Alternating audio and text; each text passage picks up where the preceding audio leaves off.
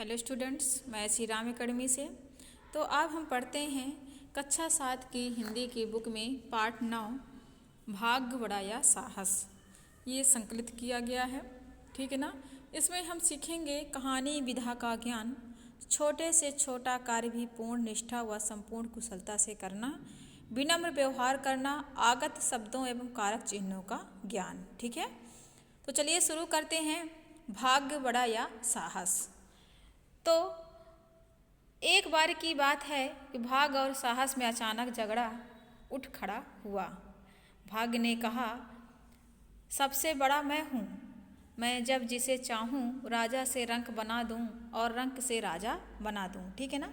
देखिए, भाग्य ने कहा, ठीक है ना, इसमें डैश किया गया, फिर डबल इन्वर्टेड कामा है कि सबसे बड़ा मैं हूँ, जब जिसे चाहूँ राजा से रंक बना दूँ और रंक से राजा बना दूँ। ठीक है ना।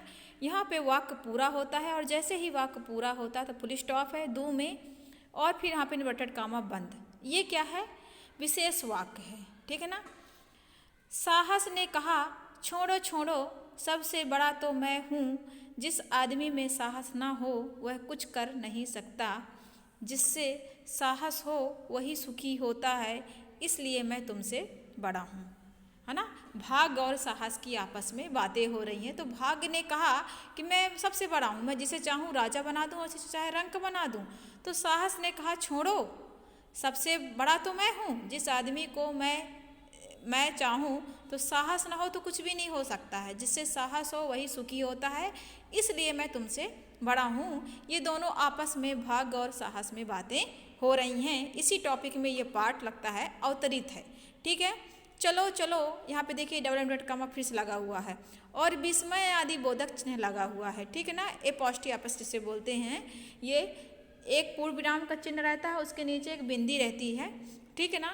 इसमें विस्मय आदि बोधक चिन्ह बोलते हैं। ठीक है ना। जब कोई चीज़ विस्मय से होती है तो उसमें विस्मयवादी चिन्ह लगाया जाता है। चलो चलो, भाग्य ने मुंह बिदका कर कहा, कोई कितना भी साहसी क्यों ना हो, यदि उसके भाग्य में सुख नहीं है तो उसे साहस के बल पर सुख कदापि नहीं मिल सकता है। फिर से यहाँ पर कोई कितना भी साहसी क्यों ना हो, कॉमा लग गया, एक वाक्य ये हो गया, उसके साथ दूसरा वाक्य जुड़ा हुआ है, यदि उसके भाग्य में सुख नहीं है तो उसे साहस के बल पर सुख कदापि नहीं मिल सकता है। यहाँ फुल स्टॉप लग गया और डबल इन्वर्टेड कामा बंद हो जाता है। ठीक है।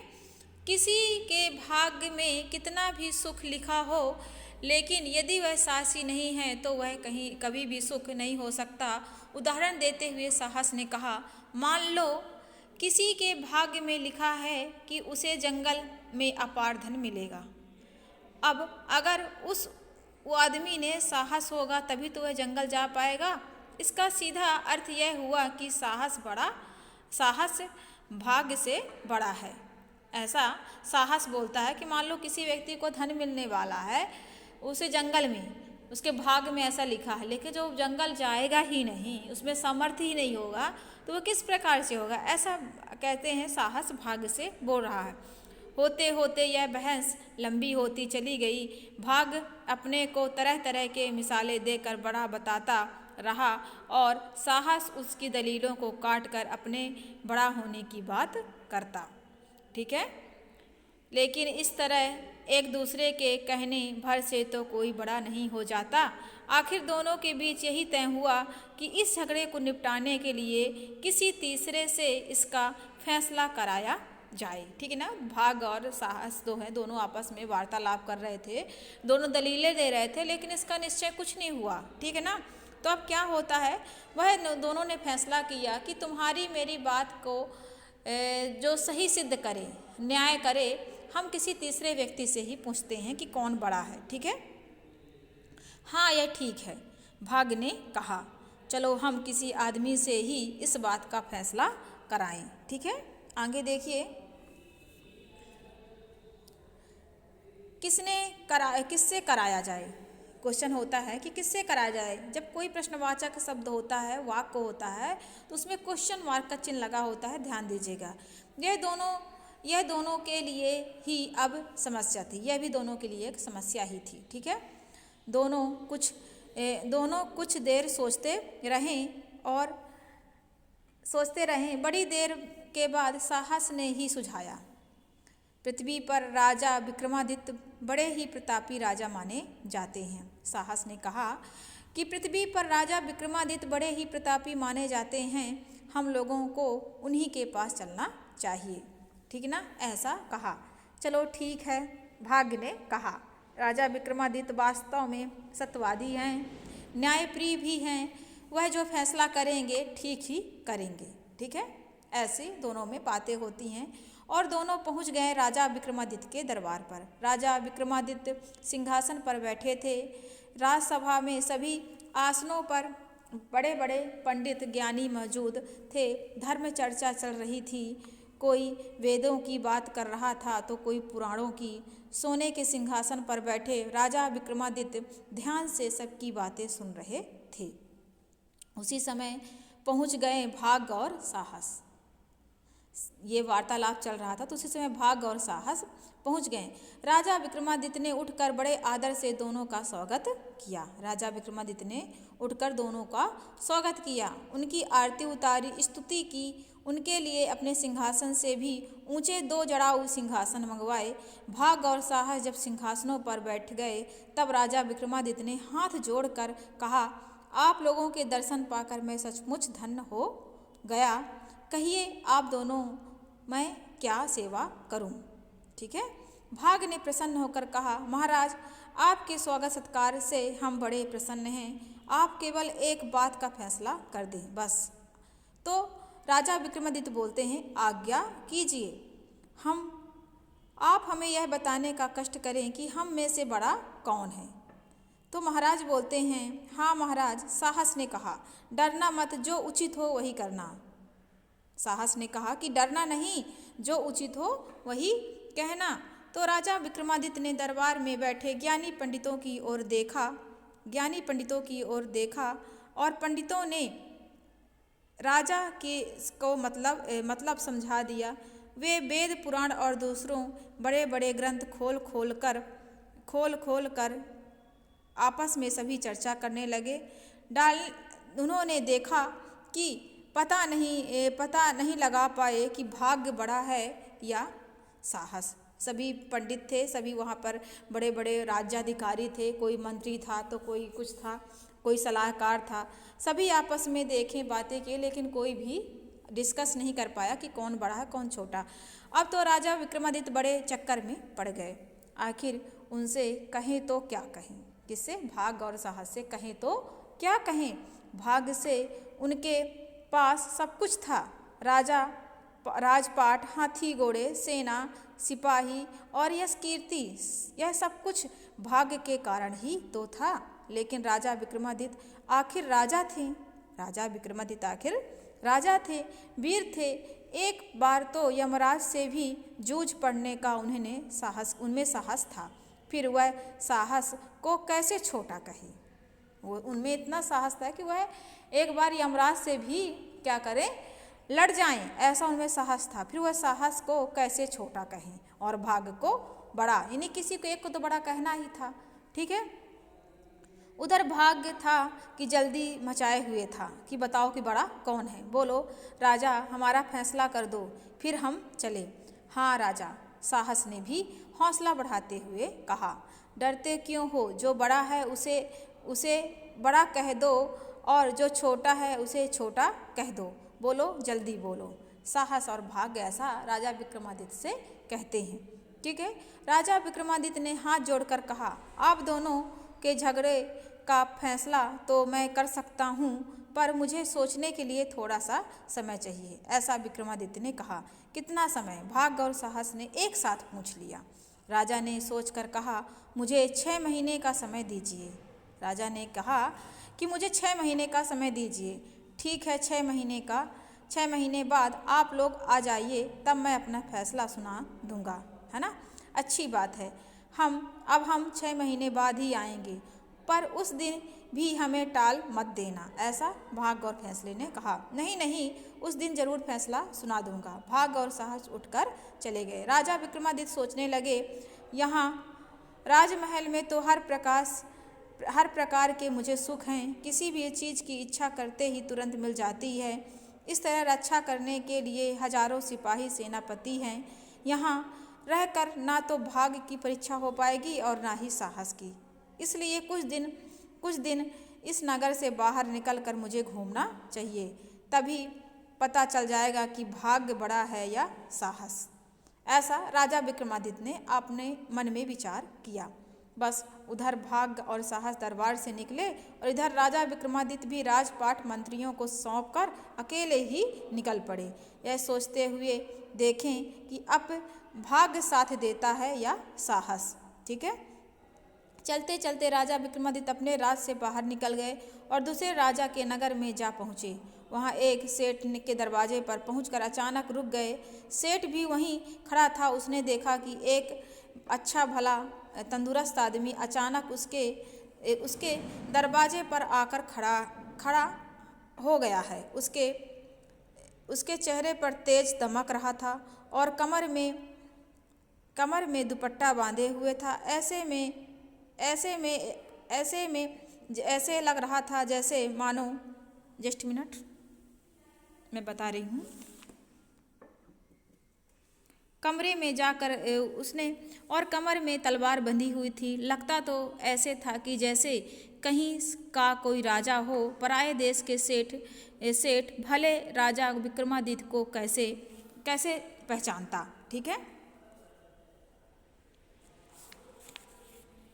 कैसे पहचानता। सो उसने आगे बढ़कर पूछा, क्या बात है भाई, यह यहाँ कैसे खड़े हो? राजा विक्रमादित्य ने कहा, मैं नौकरी करना चाहता हूँ। राजा विक्रमादित्य ने कहा सेठ से कि मैं नौकरी करना चाहता हूँ। आपके पहनावे या मुझे ऐसा लग रहा है कि आप यहाँ के बहुत बड़े सेठ हैं, मुझे कोई भी नौकरी दे सकते हैं। ऐसा राजा ने उस सेठ से कहा। नौकरी? सेठ ने तज्जुब से पूछा। भाई तुम तो खुद ही किसी राजा महाराजा से कम नहीं लग रहे हो, भला तुम क्या नौकरी करोगे, कहाँ से आ रहे हो? ऐसा सेठ ने कहा राजा को देखकर। राजा विक्रमादित्य के नगर से। राजा विक्रमादित्य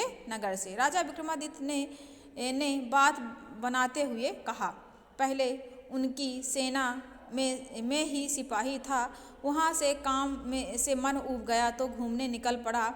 क्या आप मुझे कोई काम मिल सकता है? क्या काम करोगे? ऐसा सेठ ने पूछा। जो काम कोई ना कर सकेगा वह काम मैं करूँगा। तनख्वाह कितनी लोगे? 1 लाख रुपए रोज।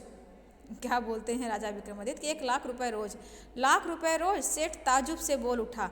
राजा विक्रमादित्य के यहाँ तो तुम केवल एक सिपाही ही थे, इतनी बड़ी तनख्वाह तुम्हें कौन देगा? यह तो बहुत है भाई, लेकिन मैं इतने से कम पर काम नहीं करूँगा। ऐसा राजा विक्रमादित्य ने कहा। राजा विक्रमादित्य ने कहा, वहाँ मेरी किसी ने कदर नहीं की, इसलिए तो मैं वहाँ से छोड़कर यहाँ आया हूँ। और फिर सोचो जरा, काम भी तो मैं ऐसा करता हूँ जो जिसे कोई दूसरा ना कर सके। सेठ ने कहा। सेठ सोचता रहा, एकाएक बोल पड़ा, ठीक है, मुझे मंजूर है, मैं तुम्हें 1 लाख रुपए रोज दूंगा। मेरे यहाँ तुम्हारी नौकरी पक्की हो गई। ऐसा सेठ ने कहा। बस राजा विक्रमादित्य उसी दिन से सेठ के यहाँ नौकर हो गया। काम धाम के नाम पर तो उसे कुछ नहीं करना होता था। दिन भर बस बैठा रहता और सांझ को सेठ से 1 लाख रुपए गिनवा लेता। ठीक है। राजा विक्रमादित्य रोज सेठ से 1 लाख रुपए लेकर आधा तो गरीबों दुखियों को दान कर देता और आधा करके मंदिरों में जाकर देवी देवताओं को चढ़ा देता। फिर जो आधा बचता उसमें से आधा बुरे समय के लिए संभाल कर रख लेता और शेष रुपयों से ठाठ से अपना खर्चा चलाया करता था। इस तरह से दिन बीतते गए। एक बार की बात है कि सेठ को दूसरे देशों में व्यापार करने के लिए बाहर निकलना पड़ा। उसने बड़े बड़े जहाज़ों में खूब माल खरीद कर लदवाया। क्या करा? लदवाया। ठीक है। और क्या किया?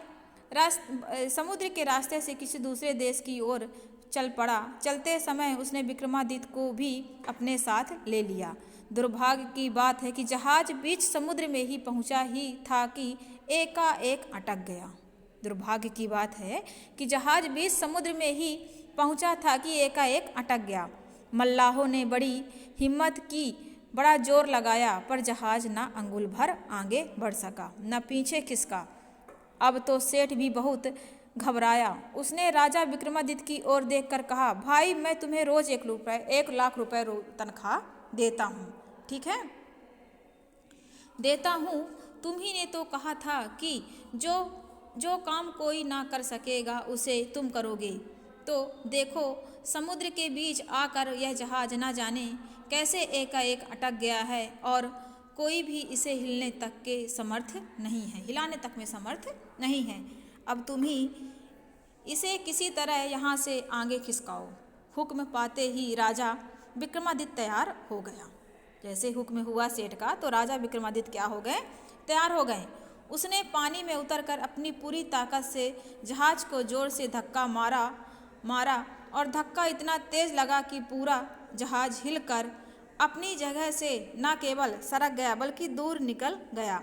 राजा जहाँ का तहाँ रह गया। सेठ जहाज लेकर चला गया। राजा ने सेठ को काफ़ी प्रतीक्षा की, किंतु जब सेठ वापस नहीं लौटा तो राजा विक्रमादित्य अपने नगर में जा पहुंचा। वह अपने दरबार में जाकर राज सिंहासन पर बैठा ही था कि भाग और साहस भी आ धमके। ठीक है, मैंने कि भाग साहस भी आ गए और शायद 6 महीने का समय जो अवधि दिया गया था वो शायद पूरा हो गया था। भाग ने छूटते ही कहा, राजन आज 6 महीने पूरे हो गए हैं और अब हमारा फैसला कर दो। साहस ने भी कहा, हाँ राजन, अब तुम भी हमें बता दो कि साहस बड़ा है या भाग्य। ना कोई बड़ा है और ना कोई छोटा, राजा विक्रमादित्य ने कहा, दोनों ही बराबर हैं।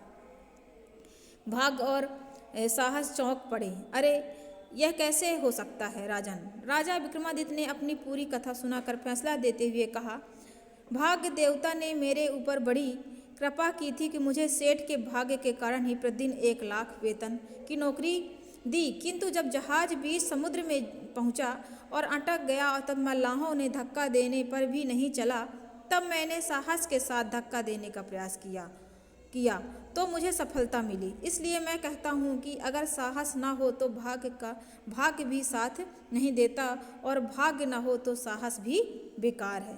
आप दोनों ही समान हैं।